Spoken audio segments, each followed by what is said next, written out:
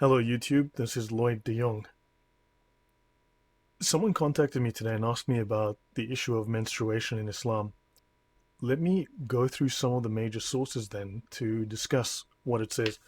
This is arranged fairly off the cuff, so take it for what it's worth, but I'm going to go through some of the Sharia and Tafsir sources that inform what the Islamic consensus is. And of course, if it's in the Sharia, that's it. It's written in stone, it's done. So I have a number of sources lined up here. You'll see here, these tabs here, and I've got a couple more as well in another browser. So we're going to go through a bunch of different authoritative sources to see what it is they say about menstruation in Islam.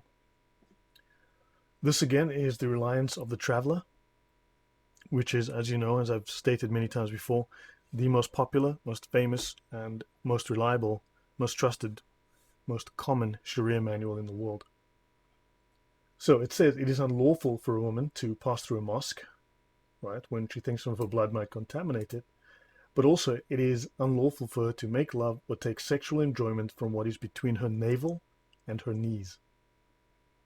And what is rather interesting at section E13.5, if a woman claims to be having her period but her husband does not believe her, it is lawful for him to have sexual intercourse with her. Really convenient, really, really convenient.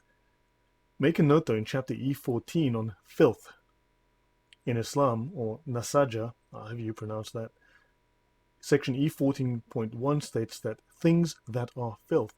Filth means 1. Urine. Considering the last episode we did with the importance of urine and urine being number 1 in filth, fascinating how that works. 2. Excrement, and 3. Blood. So blood is considered unclean. It's filthy in Islam.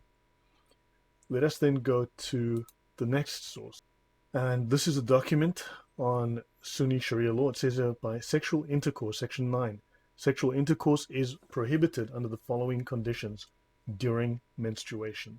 Menstruation prevents intercourse or touching under the waist wrapper, that's from the waist to the knees, even after the end of the period. So I think that's pretty clear. Sex is out. And that would, I assume, also mean that foreplay around that area is out. This is a different Sharia manual, Sharia law. It says, Nur al-Idda, the light of clarification. Sexual intercourse is unlawful for a menstruating woman or a woman in a state of postnatal bleeding. It then further goes down here and it says, talks about Tirmidhi in chapter of Hajj 960. If a person does have sexual intercourse with his wife while she is menstruating, then it is recommended for him to give charity with a dinar, repent, and do not do it again. It has been stated that if the blood was dark, then one should donate a dinar, and if it were yellow, then one should donate half a dinar. Okay, and that comes from Abu Dawud. Interesting. Now let's have a look. It is also at the bottom here. It has also been mentioned that if it occurred at the beginning of the period, then the amount is 1 dinar. If not, then half. Additionally, it is confirmed in Al-Mabsut that if one says it is permissible to make love to his menstruating wife, then he has committed disbelief. This goes against the previous ruling, but it says that if one says it is permissible to make love to his menstruating wife, then he has committed kufr. Rather interesting. Work that out for yourself. Intercourse with one's wife during menstruation. And this one is, again, looks like it's Reliance of the Traveler. P75.21. The Prophet said, whoever has intercourse with a woman during her period, or sodomizes a woman, or who goes to a fortune teller and believes him, has committed kufr, unbelief, if he considers any of these permissible. Okay, fascinating. Let's go to the next one, called the Guiding Helper. Sexual maturity has many signs. One of these is the emission of reproductive fluid. So in those terms, then, if you have your period, then apparently you are ready to have children. So another sign of sexual maturity is the discharge of menstrual blood from the vagina. But notice at point 77 here, if a woman gets pregnant before ever having a menstrual period, she's considered mature. So let's say you take a 9-year-old, just to pick a random number, and you have sex with her and she has a kid, well, then she was sexually mature. There you go. But make of that as you will. I'm just going to read this to you. Let's look at Tafsir al-Qurtubi, and this would be volume 20. They used to avoid normal intercourse with women when they were menstruating, and they would have anal intercourse with them during their period of menstruation, and then this was revealed. And so the companions asked the Prophet about this, and Allah revealed, they will ask you about menstruation. The Messenger of Allah said, do everything short of intercourse. It then goes on, this verse is used as evidence by those who forbid sexual intercourse with a woman experiencing false menstruation when blood is flowing, since all blood is impurity and must be washed from the clothes and the body. The position of the people of fiqh, of the law, that would be Sharia, essentially, and knowledge is this: even if the bleeding is considerable, Ahmad said, I prefer that a husband should not have intercourse with such a woman unless her condition persists for a long time. So abstinence in that case. And it says here, so keep apart from women during menstruation. This can either mean during the time of menstruation, or it may refer to the place of menstruation itself, in which case it would merely mean avoiding the act of sexual intercourse. Go to the next one. So, interestingly, this is a historical story that plays out in Al-Tabari. This is in volume 5. Take a silver-colored collar dove and write on its leg with the menstrual blood of a blue-eyed virgin girl, and release it, and until a light on the city wall, and the latter will crumble away. That was in fact the talisman of the city, and only this could destroy the city. So Sabur did that and got ready to attack them. Now, notice it says here, in many pre-modern societies, menstrual blood has been regarded as possessing special power, in certain cases for healing, but more often for wreaking violent and harmful effects. And let's go here. Here the violent effect, the shock to the order of nature that spontaneously brings about the destruction of the walls of Hatra, arises from the passage of unclean menstrual blood from the pure virgin to the pure dove, and its consequent supernatural effect. Possibly this has to do with the reasons why they have this concern about menstrual blood, why it's unclean. So yeah, take that, well, as you will. So let's go to Tafsir al-Jalalain. Now they speak again of menstruation, but now notice this is about the garden or paradise. There for them shall be spouses of Huris and others. Okay, so spouses of Huris. So which are the women, right? So who are the others? What kind of others? I'd like to know, but anyway. Purified from menstruation and impurities. So your wives in paradise will be purified of menstruation and other impurities. They won't menstruate. So the perfect wife doesn't menstruate. All right, let's have a look a little further on, also in Tabari, also in Al-Jalalain. Well, this is on Quran 2:222. So part with women, refrain from sexual intercourse with them in the monthly period in this time, or on the part affected, and do not approach them for sexual intercourse until they are pure. Sexual intercourse as God has commanded you, so when they have cleansed themselves, then come to them in sexual intercourse, as God has commanded you, by avoiding the female organ during menstruation and not resorting to any other part. It should be simple enough to explain to yourself. Allah said to his prophet, they would ask you about sexual intercourse during menstruation. Say, O Muhammad, it is harmful, it is filth and unlawful. So keep away from women at such time. Refrain from having sexual intercourse during menstruation, and go not unto them. Do not have sex with them until they are cleansed of menstruation. Let's see what it says here. Give glad tidings, Muhammad, to the believers who ward off penetrating their wives in their anus, and further abstain from having sex with them when they are menstruating, that paradise will be theirs.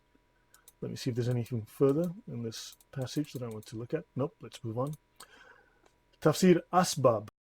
Allah exalted is He revealed, they questioned thee, O Muhammad, concerning menstruation. Say, it is an illness, so let women alone at such times, and go not in unto them until they are cleansed. So that's what it says there. Let's keep going. Actually, let me see if there's anything additional here that I need to... Okay, no, that was it. And in a book called Usul at-Tafsir, this is about this particular verse in the Quran, and it says the general meaning of the verse, that menstruating women should not be approached sexually, is confirmed by events surrounding its revelation. Yeah, that should give you a fairly clear idea as to what the perspective is here. Let's have a look. This is an older Sharia manual. This one is on archive.org. The reason I'm using the archive.org version is that the PDF version is not searchable. So it's called the Minhaj al-Taliban, and it's by Imam Nawawi. You can find it on archive.org. And the nice thing is if you go to archive.org and you use the search function, it will allow you to search inside the document. Okay, so let me full screen this so you can see. This is called Chapter 8. This is one of the older Sharia manuals. Right, so Chapter 8, menstruation. So it says the age at which a woman can begin to have menses is 9 years. I wonder why they picked 9 years. Okay. So the legal consequences of menses. So according to Sharia law, there are legal consequences to a woman having periods. And blood happens to also have its legal consequences. But she is forbidden to pass through a mosque if she fears she may soil the building. She may not fast, and she may not be touched by a man on the part of the body between the navel and the knees, though according to some authorities, this prohibition refers only to the act of coercion, only to sex.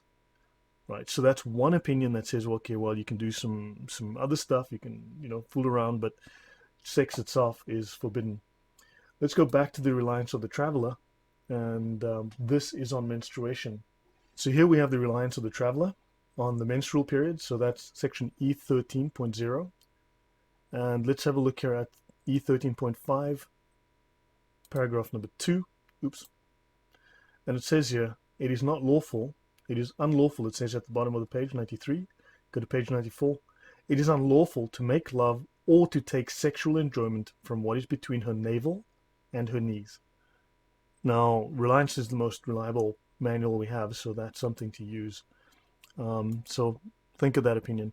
Okay, so to end off, something I want to show you is the opening. This is the very first passage of the Quran. Let's go to verse 7. This site is called Quranic, Qur'anx. Extremely useful website, incredibly useful. If you want to see a different translation, I'm going to randomly pick Aubrey here. Now we've added the Aubrey interpretation, well, Aubrey translation to this. So the opening, this is the opening. So now if we want to see how many hadiths we've got, we can click on that and you can see here's a hadith related to that verse. And if you want to look at the Tafsir, let's look at the Tafsir. Right, let me just go back. This just says, the path of those whom thou hast favored, not the path of those who earn thine anger, nor of those who go astray. Curious, who earns their favor? Well, those are the Muslims. And who earns the anger and who goes astray? Well, those are the Jews and the Christians. How do we know? So the hadith doesn't tell us much, but let's go to the tafsir. These are the major scholarly interpretations. Let's click on this. Right, so let's type in the word Jew. And yeah, it's the Jews. And you'll see the Christians. If we type in Christians, we're going to see the Christians lit up as well. So the Jews have gone astray. They've earned God's anger. And if we look at Christians, yep, we're there too. Okay, so think about that. So this is in Ibn Kathir, right?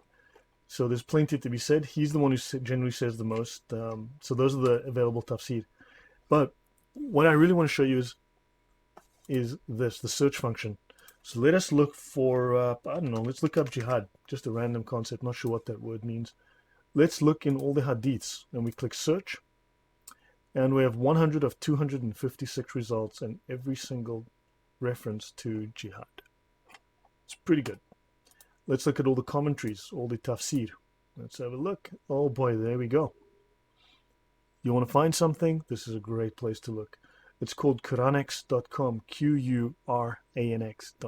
Excellent resource, really good resource. Okay, that's it for me. Hope that was useful. Thanks. Have a good day.